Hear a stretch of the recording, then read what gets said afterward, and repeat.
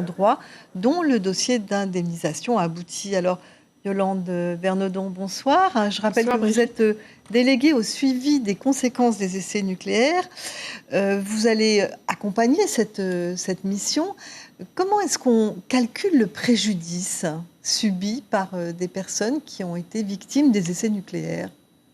Non, en réalité, ces deux professeurs, ces médecins experts sont mobilisés par le CIVEN, sont mandatés par le CIVEN pour réaliser des expertises, pour évaluer les préjudices corporels des personnes dont les dossiers ont été déjà acceptés par le CIVEN. Donc, ils ne reviennent pas sur les causes qui ont amené à la décision du CIVEN.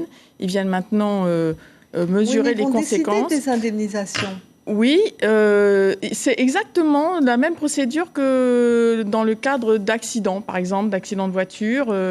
Après, les victimes sont expertisées et on évalue donc le degré de préjudice. Donc, ces experts vont ensuite remettre un rapport.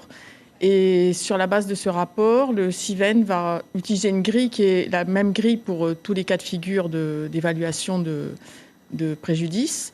Et donc arrêter une somme qui va être la somme allouée aux victimes. Alors, parce qu'il s'agit d'une indemnisation intégrale, c'est le terme juridique.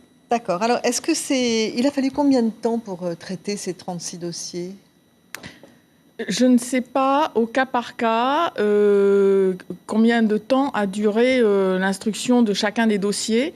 Parce qu'on peut avoir... D'abord, je ne connais pas les dossiers, c'est confidentiel. C'est le CIVEN qui instruit. La loi Morin est une loi nationale. Et l'instruction des dossiers est faite par le comité d'indemnisation des victimes des essais nucléaires, qui est donc une autorité administrative indépendante de l'État. Et nous sommes service du pays, on ne fait qu'accompagner, aider à la logistique. Donc, il y a deux cas de figure. Il y a des dossiers qui avaient été rejetés quand il y avait encore la notion de risque négligeable et que le CIVEN a dû réexaminer. Et puis, il y a des nouveaux dossiers. Mais je ne connais pas la part de chacun des dossiers. Alors, Yolande, les essais nucléaires n'ont pas seulement eu des conséquences sanitaires. Il y a eu d'autres conséquences. Vous les étudiez ici, localement ?